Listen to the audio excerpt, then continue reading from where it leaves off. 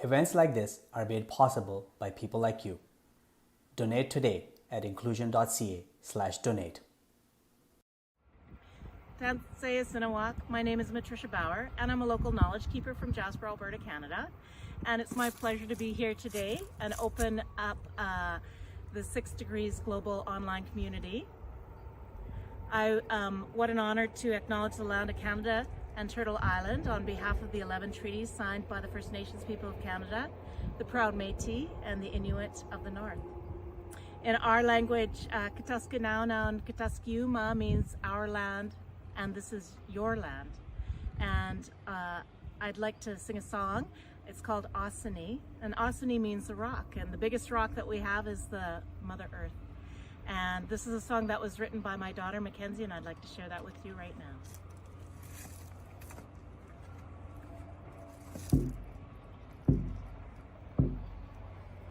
With my hands on the rock and the water rushing past, you know I've never felt so alive. And when you take away my names and the stories of my life, I'll return to the place where I become alive. Osini, Osini, Osini, Osini. And when I'm in amongst the trees and the mountains all around, that is when I see that I'm so very small. We're a little tiny part of this big beautiful world.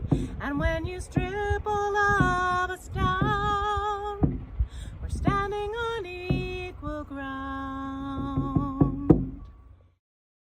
Hi, I'm Naveen Peters, Vice President of Advancement at the University of Calgary. The U of C is delighted to support 6 Degrees as a presenting partner. 6 Degrees is leading important conversations about issues that impact our global society, and conversations like these require different perspectives, new approaches, and brave voices. The university recognizes the incredible value of these conversations, particularly during this unprecedented time. Our scholars specialize in and emphasize pluralism, inclusion, and diversity. The issues that we're discussing and unpacking at 6 Degrees are more relevant and urgent now than ever before. And the University of Calgary is proud to be a presenting partner with 6 Degrees and a leader in this valuable conversation as we work together for a brighter future.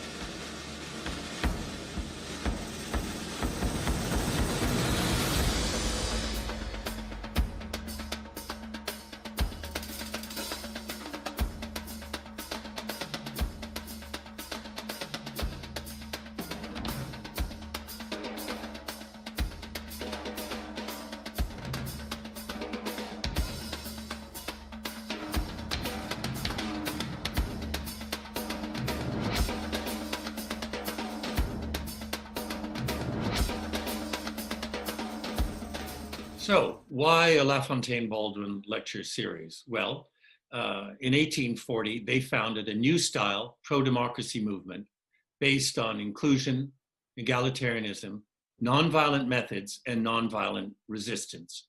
And they were about the age of most of the people on this meeting. In fact, they were younger than a number of us by a long shot. In 1842, they were elected VPs of the International Anti-Slavery Society And LaFontaine went on to write a book against slavery and describing the history of slavery in Canada.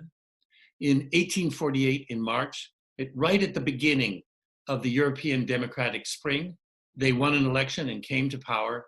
And unlike the European equivalents, they managed to hold on to that power, even though they were faced by massive, violent, anti-democratic demonstrations, burning down a parliament, assassination attempts. Over the next 3 years in power, they put into place the positive basis of Canadian laws and policies. Of course, that didn't erase the negative. They're still with us, but they showed that there was a possible path forward towards an inclusive, nonviolent, egalitarian society. So this lecture series was created to give voice to what needs to be done, not just in Canada, but in any of our countries, to continue that kind of process today and tomorrow. Thank you, John, and welcome everyone. Most descriptions of the time we are living in have started to sound like cliches.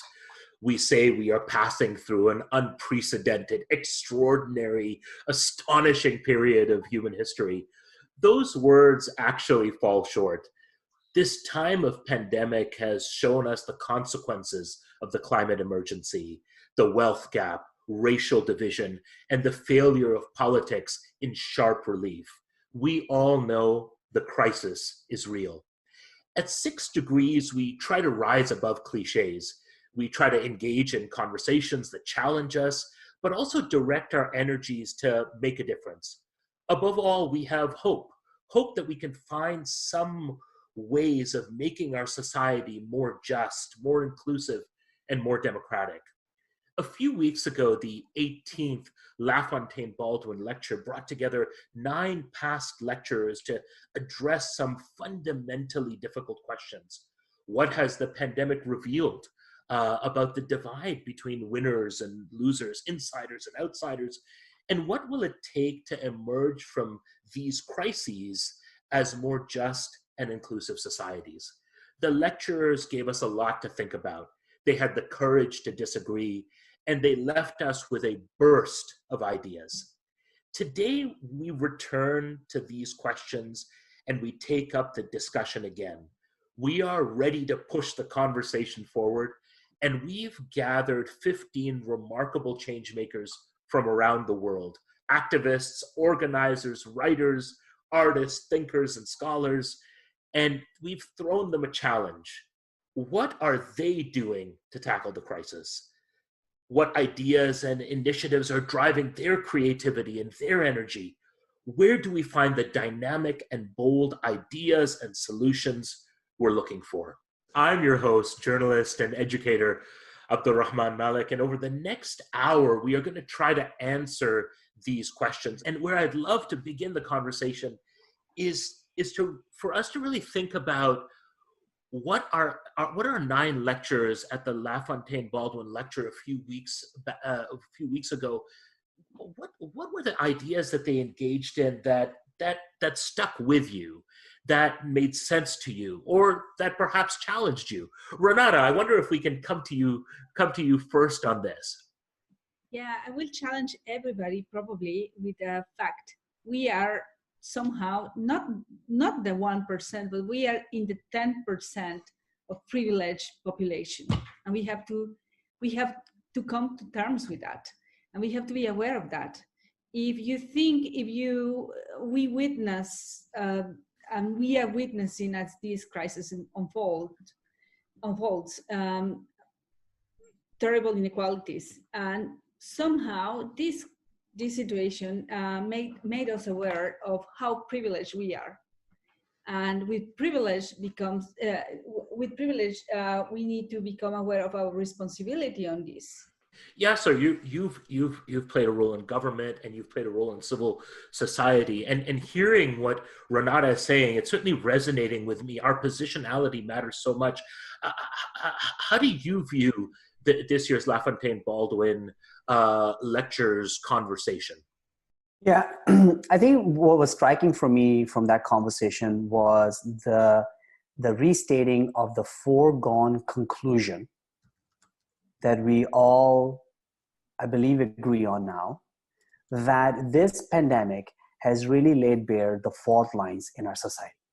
It has really exposed the inequalities, the systemic issues. We've known them for some time, but what we're seeing this pandemic is that it's just took the biggest flashlight it could find and just shone on it. And so that got reaffirmed in that conversation among the 9 lecturers who participated.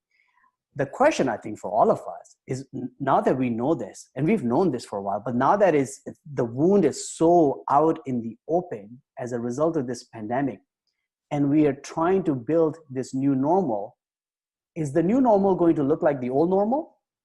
Or is going to be something new? And I think that's the challenge upon all of us. And I don't know how we will look on it in the next 6, 12, 18 months when we build this somehow new normal, how it looks like, which side will win, how we can use this pandemic. And I see that there are a lot of difference growing up on the both sides, because everyone is looking a little bit different on the causes, on the consequences of the pandemic. And I don't know whether the pandemic in the end leads to more tension within societies than cooperation, where it should be, from my point of view. I think the question that comes to me is that each of you are active and activating work and initiatives and ideas in your own geographies and your own spheres.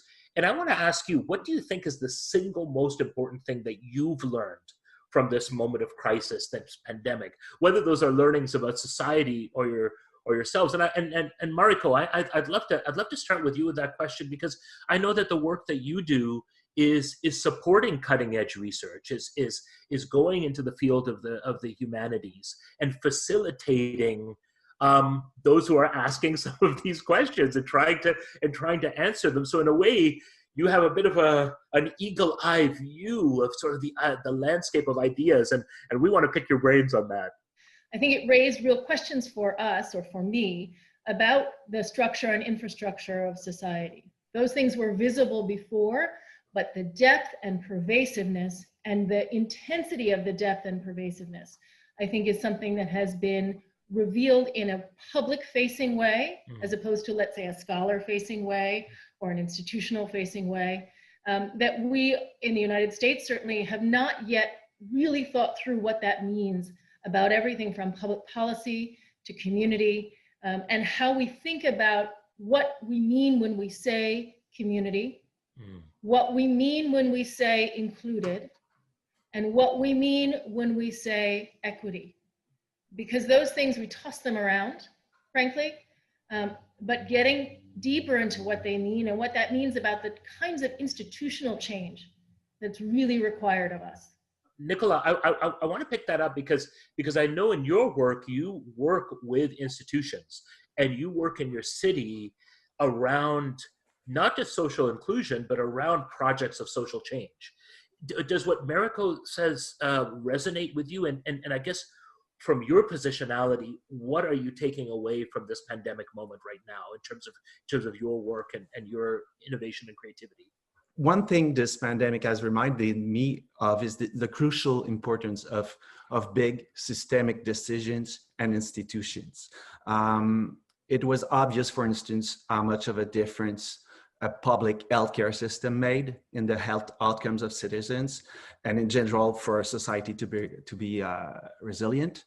The hardest hit countries, not necessarily in terms of number of cases, but in their capacity to resist and bounce back, were countries where neoliberal policies had the biggest footholds in the last few decades. So one thing this pandemic has done for me is rekindle my desire to get involved at a political level that is above the strictly local or the small scale, which are still important, but with the climate crisis looming also more than ever, I feel like we need social democratic governments that will make our societies stronger by taking care of their individual citizens, redistributing wealth, taming social divisions, etc. And that kind of thing can best be done at a a superior level of government. And I feel like I have to get back in that game also. I wanted to back up a bit and pick up a point that was raised by a few different folks about a revealing of the fault lines, and to share how infuriating that actually is for people like myself, people that I know who have been advocating for this change and actually revealing the deepness, the deep rootedness of how broken systems are and how harmful they are, in particular to Indigenous, Black, and folks of color. And so when all of a sudden I'm hearing leaders speak to this awakening, I'm wondering, why were you sleeping so long? Because there really is no excuse in the world that we live in to turn a blind eye to these things for so long. And so for me, some of the thing that I think is something that's really important that this crisis has revealed is not that these fault lines exist, but how unequipped some folks in power and leadership are to deal with the chaos and the crisis. And so what we actually get is reacting and not responding. And the reacting just reinforces what is status quo under the guise of change, under the guise of progress, or even under the guise of just transition, which is a great buzzword for people to bring into their lexicon, I think. This moment is really performative for some people. And I see a lot of leaders using the words, but leaving the work out. And so there's a really disappointing amount of hypocrisy in the response narrative. And it really reveals to me that many people in power are actually resisting change.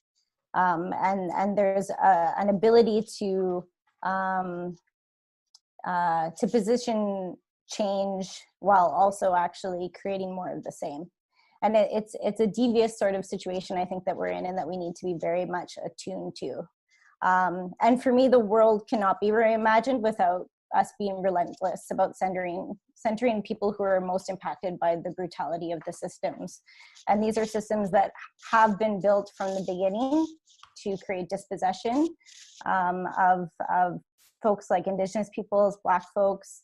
And it's an important time for us to really like honor that truth and honor that history. And so for me, that's why the abolition movements are really fascinating and also critical for us to be understanding those. So I just wanted to bring that into the conversation and question that we're just waking up now. And Jess, thank you so much for bringing that to the table, because I think so much of it as well, to me, feels like suddenly it's appropriate, right, for the normative people to start saying, okay, like, wake up, and everyone else has been dealing with this for centuries, right? The people power is what's really so pivotal, especially during these pandemic times. And for me, I'm thinking about how business really cannot go on as usual. And I even find myself in situations where I think people are fine, being in their homes and being in the virtual reality, when people are, literally losing their lives, losing their homes, losing their jobs. This is something that requires all of us to reimagine what it looks like to live in a society and be in community with one another, especially on the generational level. That's something that I see really important. We see people in the streets, young people, right, fighting for Black lives. And it's just, we need everybody at the table. We need to listen to those leaders. Yana, how do these conversations appear to you from your European vantage point? Because I think this is not only the fault line. I think what has been identified is historic reality, but also this reality coming to consciousness at this moment among a broader group of people, those people who haven't been affected by that kind of that kind of extreme inequality. How does it feel from where you are? Yeah, I totally agree. I think that what we are seeing in the pandemic shows us the national problems we have anyways with socioeconomic inequalities, racism, and classism, for example. And I think it's really interesting what the pandemic shows me is that how much is possible if there's the political will in the government to do something. Like, for example, now in the German government, they see this as a crisis, which it obviously is. And they mobilize these huge funds, right, to support the economy, to support people who have lost their jobs, to strengthen the social welfare system, the healthcare system. But we don't see the same urgency when it comes, for example, to eradicate racism or when it comes to the climate crisis. So I think this is something we can take from this pandemic, that all great social change has come from movements pushing for it. And a lot more is possible than governments make us think there is, you know what I mean? So I think this is something I take from this whole situation with me, that you just have to put more pressure on a government to see things as a crisis. Picking up from where kind of Antonia left off, what's exciting you about something concrete that has happened during these last 6 months, which makes you say, that's something that we need to pay attention to? Abdul, I will give you examples, but perhaps not really optimistic examples, but I think they are very constructive anyway. But before doing that, I think it's also nice to start from the coincidence that many of us are here in Berlin. And 30 years ago, we saw the end of a dispute between two big political regimes. And now, fast forward 30 years later, what we see is the hegemony of one real social regime, which is global, and which is also facing now a big crisis through this pandemic. I don't really think the pandemic exposed the problems of this regime. I think the pandemic just maximized the logics of this regime, which is, by the way, is the logics of inequalities that were already mentioned here. The people who were rich, they are just becoming richer. The privileged ones are just being more privileged than before. Zakir, I saw you nodding your head and responding as the various comments were coming in. How are you reading these fault lines? Right. I think there's a word that can help explain a lot of this, which is a lack of resiliency. We have been so obsessed, and when I say we, I mean the power structures have been so obsessed with growth and with building with more and more and more, as opposed to being able to respond in times of crisis. What is the point of government if it is not to help people in times of crisis? So for example, at least in the US context, we've seen our educational systems have fallen apart, our political systems have fallen apart. So many things are breaking up and being pulled apart. And yet one thing that has somehow managed to endure the pandemic and even do better is the stock market. Because the stock market literally had circuit breakers in place that prevented market crashes, and then the Fed has been pumping with money. Why is that? It's because powers that be have pushed the government to do that for the stock market. And that has not happened for racism. That's not happened for healthcare. That's not happened for education. And so we've been so preoccupied with growth and with making particular elements of our system resilient. When the people really need it, there's no resilience and there's no sustainability and inclusion on those fronts. And so I think for moving ahead, we have to really think about how do we take a step back from more and focus on how do we ensure we have systems that are strong enough to withhold and withstand during crisis. To Zakir's last point around resiliency, I would say that's something that really does resonate with me. I think increasingly I see organizations and institutions moving away from that conversation around recovery to now resilience, because by nature, it's just part of how we're formed as humans. But another thing that really does resonate, and I see it as a common thread with some of the conversations that have come up, is around community and the power of solidarity. But on another hand, the insularism that is emerging. It feels like increasingly as a society or as a world, we're coming to this crossroads where, yes, we're all facing the same issues with regards to the health pandemic, but we're all experiencing it differently. And so comes the question of, if not now, when are we going to make those choices and those decisions to help us really move the needle? If not now, when? Michael? I have difficulties with the whole concept of resiliency and using that to frame discussions. I have difficulties because the tendency is then to look at those who are experiencing, in this case, the oppression. The oppression that's coming out right now is only being highlighted because of COVID, but it's always been there. And the tendency is to look at those who are facing oppression to be resilient, but not necessarily to look at the oppression or the issues that are causing the need for resiliency. And unless we're willing to look beyond what's within an individual or within a society, within a community, for them to be resilient, we won't look at the issues that are maintaining the concerns. I think a key part that moves away from that is the whole concept of relationships between peoples, between communities, between groups, and that the importance of relationships provides the opportunity for people to see that our individual actions, our community actions, our nation's actions is impacting others. So I think a key piece I would look at more so is relationships over resiliency.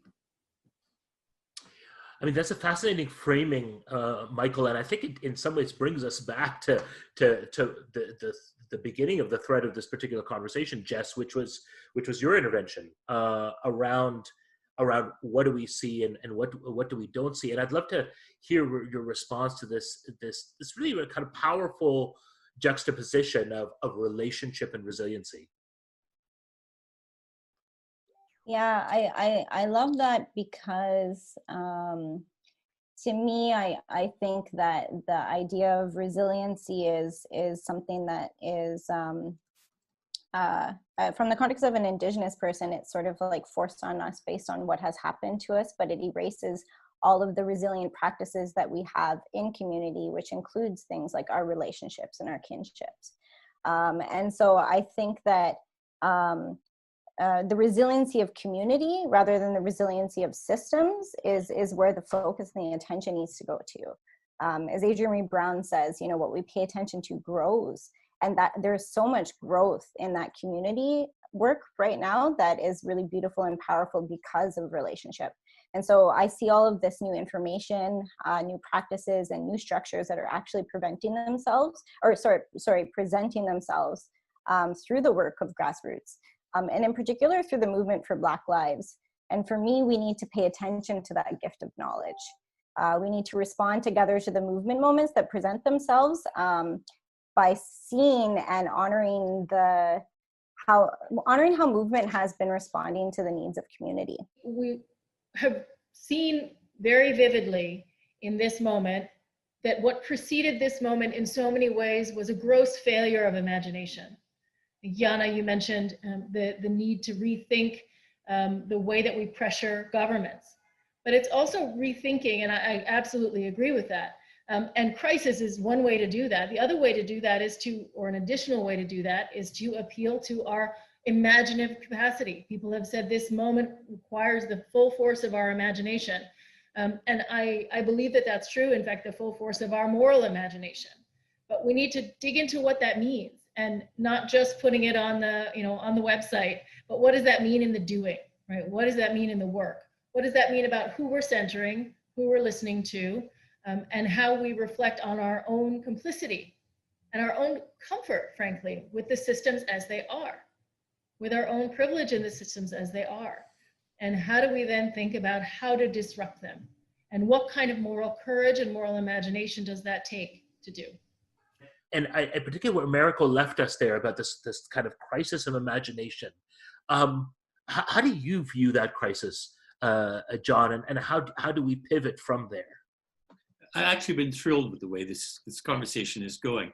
And I do think the big warning for all of us, and it's in that, I think Jess and Michael talked about it, this resiliency of communities, and I would put imagination with that and memory and grassroots versus how power has constructed itself.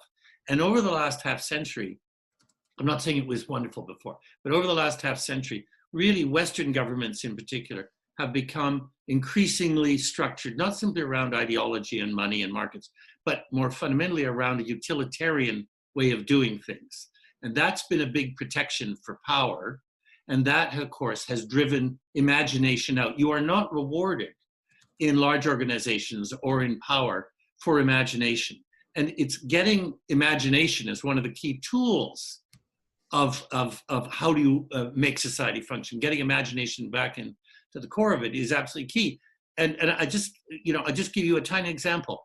Every morning, I write about this, so I notice, every morning I notice more and more what you might call controllers of how power functions today, slipping forward the idea we can't go into debt anymore. We don't really have the money. It's okay while this is going on. So they're recreating the fear that debt will destroy us. And what they're trying to do is prevent this crisis from turning into real change. They're trying to prevent imagination and prevent imagination from getting into power. So it's a very dangerous moment that while we're all doing grassroots and things, that in fact they're in the structures of power, many of them, and they're pushing it towards, we got to shut this down before it's too late, and it destroys us economically. That's the dangerous argument.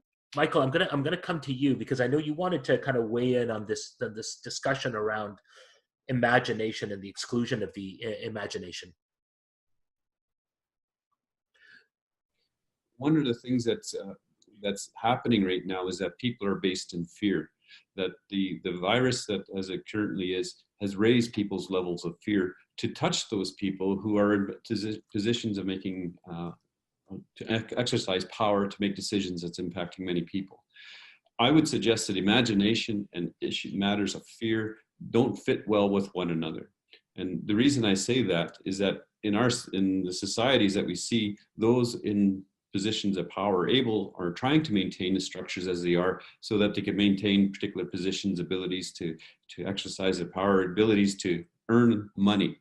So to change this society, this changes the structures, change our experiences, requires imagination. Hence, people aren't so keen on incorporating imagination and new ideas. Hence, they intend to exclude people who are bringing in new ideas. And that's people, whether they're refugees or whether they're long-term imaginations of indigenous peoples throughout the world and what they bring forth with different perspectives than the mainstream that's in many of our societies in controlling power. That is a perfect place to go to you and Antonia. You kind of work within politics, within the kind of a major foundation that does grassroots programming. Where do you feel has been something exciting, something that has excited you during this period, a project, an initiative, something that you feel is kind of responding with imagination to this particular moment? I think we see it everywhere. Like, for example, in Germany, we have a big movement for refugees, for evacuating refugees from Moria, an island on the Mediterranean. And you see a lot of people who, as some people already have said, there's a window of opportunity for change. So people see there is enough money if you have the topic on your priority list. So yeah, I see a lot of young people especially who start to engage in politics and to go on in public places to show their opinion about issues and to take a stand in this whole process of thinking about another way of living together in a society. Antonia, I wonder, and sort of to push ahead with that for just a moment, are these young people participating in existing political parties and institutions, or do you see the creation of new movements, or are they revitalizing old movements? I think it's all of it. There are people joining already existing groups. They are getting bigger, and there are also new groups, like people who never have started anything politically before. And they build initiatives, and they work together in their neighborhoods and start projects together. Yeah, I just wanted to add, because Antonia mentioned the solidarity movement for refugees, and yes, it's there. It's a lot of young people, but it has been there for quite a while, for a few years now. But I think, and this is interesting, in a pandemic, you see how the government, for example, in Germany or even in the European Union, first of all, I would say that the nation state is definitely not dead, because you can see in the European Union how most countries behave very nationalistic, and they look at their country first when it came to dealing with the crisis. And then the government also shows its limits when it comes to solidarity. Like, they're always stressing that we have to take care of each other, protective measures are very important. But on the other hand, when it comes to refugee camps in Germany, or when it comes to refugee camps in Greece, for example, they don't care about protective measures. They don't care about decent living, for example. People can't even wash their hands there. So it's very nationalistic, and it's really excluding when, on the one hand, they try to stress how important it is that we are all very careful and then we don't get the virus, and we look at all the protective measures, but it doesn't belong to everyone. It's only a certain kind of group, and definitely not people who are refugees. So I think this is very problematic. I really fear for solidarity. It's a word we've mentioned a few times today, and we certainly need it at this time, and with what's coming also. And we've seen new kinds of solidarity grow in the last few years, I would say, and months even. But at the same time, there's been this division, growing division. And we certainly see it in Quebec, and I know that in different parts of the world, that division is growing also. And at this point in time, I'm really struggling with the idea of how do you build that solidarity that is needed with the challenges we are facing today and will be facing even more in the years to come, at a point in time when the tearing apart of society is stronger than it's been in my lifetime. Renata, I know you're like all of us in this room, you work on developing spaces for solidarity. The work that you're doing right now is around that. Nicola has asked a really important and vital question. How are we building solidarities in the face of all these systemic, social, political crises and barriers? There's this fascination with grassroots, but I have to be very bold in this. We need to seize power. We need to not to be shy as civil society to get into politics. We need to be empowered. We need to encourage young people to be political and to form political parties. Political parties were demonized, and it's this silly division. Politics is dirty, politics is dangerous, politics is corruption. It is the only way to access to fast changes. And I get pissed when I get angry when people become shy of power. I think that, the baby boomers generation showed us that they're incapable of managing this situation right now, with apologies to baby boomers, but is the evidence right there? And never before was a replacement, a generation replacement was more urgent than today. So what I'm doing with my work with the Progressive International is precisely that: encourage young people to get into politics, to be political, to engage with and start forming progressive political parties. Because if we do not want the politics to be, if we do not want to be run by incompetent people, we need to be the ones running the show. And for that, it is a long process, and we can access, we can be city councils and then go all the way up.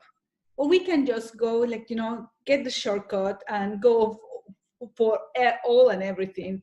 But if this pandemic showed me something, is that the wrong people are in power, and it's not only because of all the things that we have been discussing today, but it's because of our reluctance of ethical, principled people to get our hands, not dirty, but get our hands busy and try to become the next mayor, the next minister, the next deputy mayor, the next president. So I'm up for it. That's I think that my plan for the next 10 years to fix this mess is to get as many progressives in as possible into power. And I hope that many of you here will be willing to join my struggle. I think that is kind of a vital sort of, let's put that on a poster. Do not be afraid of power. Yeah, I agree with what Renata said. Doing something in society, seeking power, starting a business with ethical, fundamental, doing something, changing people, connecting people. So it's doing something, be active, be a player on the field, and not a bystander and just cheering and applauding the other people, but taking on and be proactive and do something where your heart is beating for. At the risk of being a bit too fascinated with the grassroots, I'm just going to echo the same thing that Renata said already. And I think that on my end, I would say there is some taking of that power that's happening already. We need to agitate a bit more. We need to move the needle a bit more, I would say, to Anthony Nicolas' point around whether or not there is more division now than solidarity. I would say from where I'm sitting or standing, there is a brewing emergence of solidarity. For instance, I think of myself as a person of color, as a Black person, and how just with the Black Lives Matter movement, how en masse people across board, indigenous people, other allies came to the streets to protest that. I think there is quite a bit more of organizing that we need to do. I think there is that trust that we're seeing. There is an erosion of trust that we're seeing in traditional systems, and we need to start to rethink. It might not be as organized as we probably want it to be, but I think that people are starting to take that bulls by the horn, and at best we can all just ensure that we're at the table and ready to go when the opportunities present themselves. I was thinking on this interesting way the conversation has been getting, and the example I had in Mexico, what we have been doing, and in many countries of Latin America, we have been doing the same. The big problem one of the big problems of pandemic was education. So teachers and parents and even students start raising up their voice saying the government is not doing a good effort to give quality education in this moment. So we gather up, and together with universities and NGOs, the government moved and said, okay, how are we gonna do it?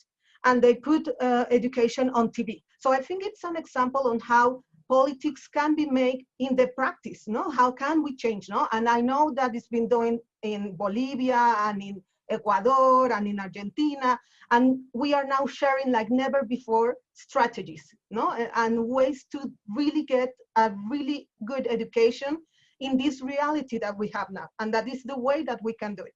I think this is leading us forward. Marco, I know you wanted a quick intervention on the discussion so far. Let's hear from you.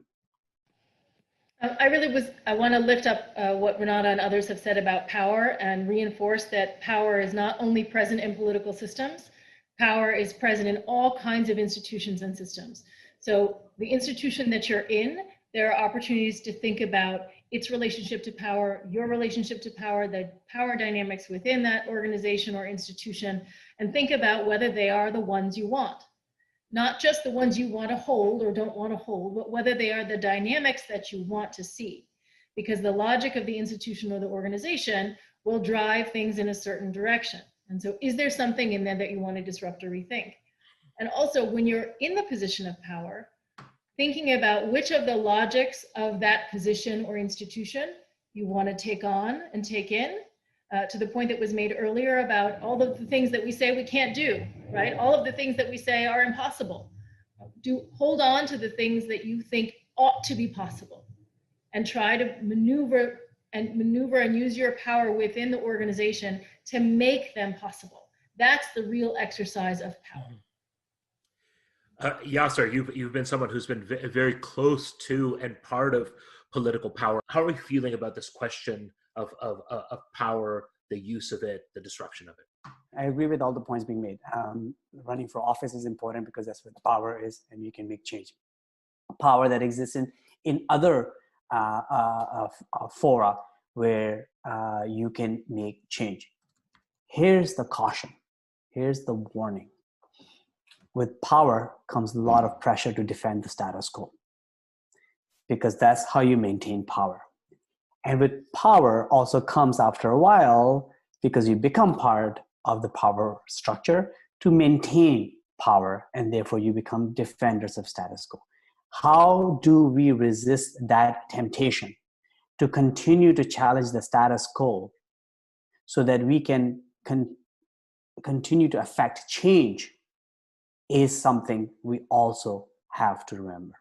Thank you for that caution, Yasser. And I think that leads us into this kind of last round of conversation.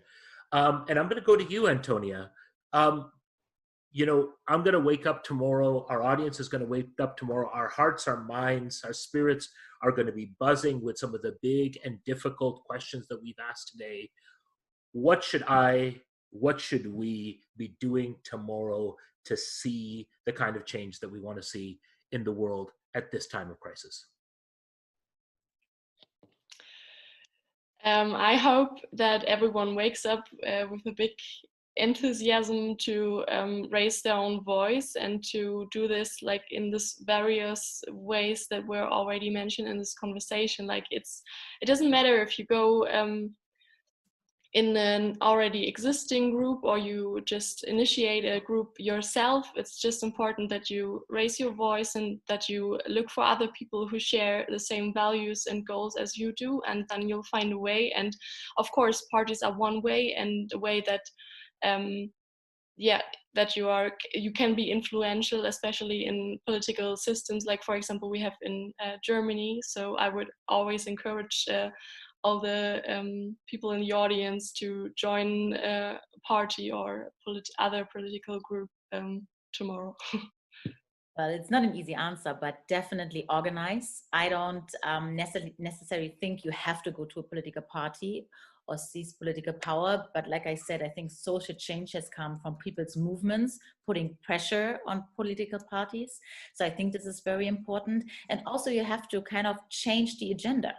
Yes, your initial intervention, I think, really opened the way for this conversation around power and privilege. What should we be doing tomorrow? Overthrow the government? Just kidding. Maybe I'm not. What can we be doing tomorrow? You know, this is kind of cliche, but it's sort of, what I'm noticing is how we're unable to connect what we think and what we believe to how our bodies respond in the moment. And so I think we need to practice how our bodies show up. And so tomorrow, I hope that people might ask themselves, to pick up this conversation about imagination, how am I going to carve out space for imagination today? For myself, for someone in my family, for someone in the institution or organization that I work with. Shifting how we show up personally and professionally, I think is like crucial. And practicing showing up in solidarity for someone. You know, show up. Showing up, doing the work. However you individually, personally define all the work and what work needs to be done. But I feel like it's the only thing to do day after day, however hopeless or pessimistic we might be, do the work and do it in a bold and courageous way. Courage will be a very important value in the years and decades to come. I think it has to be a guiding principle for us to be courageous, however we define it. And that's the only thing that we can offer against hopelessness, is doing the work with courage. Every time that you stay passive and you do nothing when somebody is eroding your rights, you lose.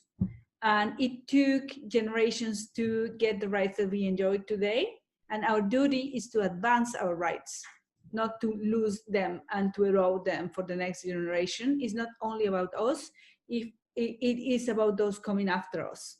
So that discipline in defending our rights and exercising our rights. What does tomorrow hold for us? And tomorrow holds for us keeping our eyes on the prize and recognizing where the end game is. It is not just to be out on the streets. It's not just to make a point. It's not just to be an advocate or whatever. It is to finally make it to the place where we have a seat at the table. I wanted to pull together the focus on relationships. I think as we hopefully achieve power, keeping in mind who you're in relation with. who you're in relation with, who you're engaging with, who you're centering, who you're talking to, so that you don't get sucked under by the trappings of power, as Yasser said, so that you don't get sucked under, so that we don't get sucked under by the assumptions that we brought with us. Don't look away anymore. Get connected with people, and I think what's key, don't lose your imagination. Imagine where we want to stand, and as Mariko said, prepare for the long run.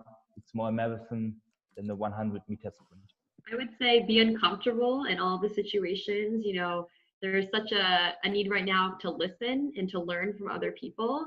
And the last thing that I would just note is we have such a focus on voting, and I know it's really important, but to me, as someone who works in civic engagement and now is in office, I see everything that happens before you vote and everything after as just as important, if not more so.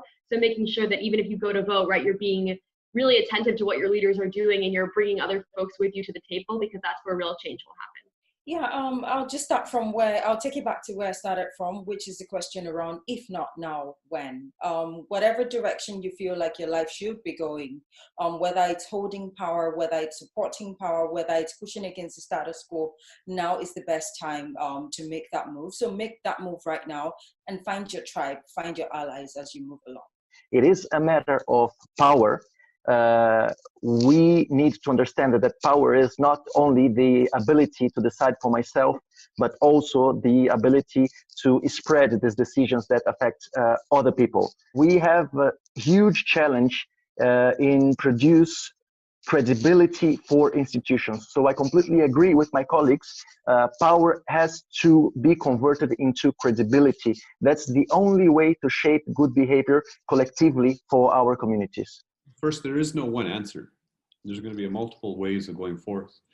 With that said, there's either looking at the concentration of power and how to influence that, or to look at the masses and the broad spectrum of power.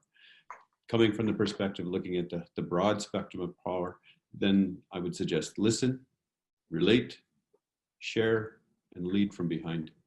Adding to the richness, everything that has been said here, I think it would be coherence in yourself on what you think, what you say, what you do.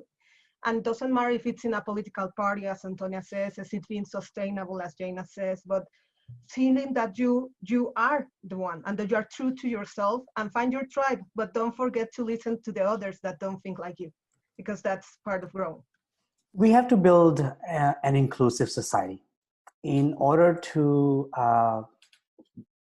build a resilient society or economy, as was spoken of earlier, we have to bring those who are excluded, the marginalized, in. I think that's the task before us. If we build resiliency like we did in the last crisis in 2008, 2009, by bailing out companies that were too big to fail, for instance, then we're just basically revalidating the status quo. And my fear is that may be the direction we're going towards in this crisis, where basically we are reaffirming the structures that exist. We have to bring inclusion in the conversation. We need to bring those who are excluded inside the room and share power with them. John, this has really been a marvelous exchange of ideas, and I think we've hit on some really important sort of centers of gravity: power, solidarity, inclusion, privilege, organizing, change, showing up, getting educated, understanding. Having heard this conversation and reflecting back on the LaFontaine-Baldwin lecture this year, what would you leave with us for the tomorrow that we have to begin? I think this idea of showing up is incredibly important. Being there, this was denied for almost 40 years, that you had to show up with ideas and with belief and with purpose. I do think it's really important to be constantly thinking about the difference between strategy and tactics. You have to do both. And I think everyone in this group is doing both. But you have to think to yourself, if this is tactics, it's tactics. It'll help. but what are the key strategies that can actually turn the line, that can change the way power functions, at least for a time? A really good strategy is always based on at least two things: ethics and imagination, which I was thrilled that we ended up talking a great deal about. The only kind of ethics which really holds is conscious ethics. In the beginning, it can be almost instinctual, but it's a muscle. You build it through action. And if the ethics becomes conscious, you can really do something. And I think this terrible crisis, which is not a health crisis, it's a health crisis, a social crisis, a racial crisis, an economic, it's a crisis in every direction. The one thing that it has done is made those who want to be ethical conscious about what it takes to actually act in an ethical way. And I think that is the solid base for going into power. And I think that's why one of the central messages in this whole conversation is about, we've got to take power. We're not as great. We've got to take power. How do we take power? Are we ready for power? What does power require? All of those things. I think the moment you have a conscious sense of your ethics, then the next step is power. Thank you, John. And can I say one last thing? I'm sorry. John, you have 20 seconds. No, it's less than that. LaFontaine-Baldwin would have loved this conversation. I've read everything they've written and said and all those debates. This is exactly what they were talking about in the 1830s and 40s. Thank you, John. And I want to thank each and every one of you: Mariko, Nicola, Renata, Michael, Samantha, Robin, Jess, Gabriella, Yana, Zaka, Ruth, Rafael, Yasser, Antonia, and of course, John Rostasol, for what has been an amazingly rich conversation. Thank you for not only bringing your experience and your perspectives to the table. I think about my students here in New Haven, Connecticut, and what they would make of this conversation. I think it would not only feed them, but I think the message that they would take back is that they got a lot of work to do. They got to read. Knowledge is so vital. They have to engage with these disciplines seriously. And I appreciate the seriousness with which you engage with not only the knowledge of the disciplines that you're engaged in, but by providing an insight into your experience. I hope we can do this again soon. And I'm hoping to continue to build with each and every one of you. And please do stay in touch with each other and with us as we take this work forward, and as you take this work forward. And our best wishes. I'm a faithful man, as I would say, prayers for the incredible work that you're doing. May it result in world changing. May it bring the kind of beloved and compassionate and just societies that we want to see. Thank you so much, everybody.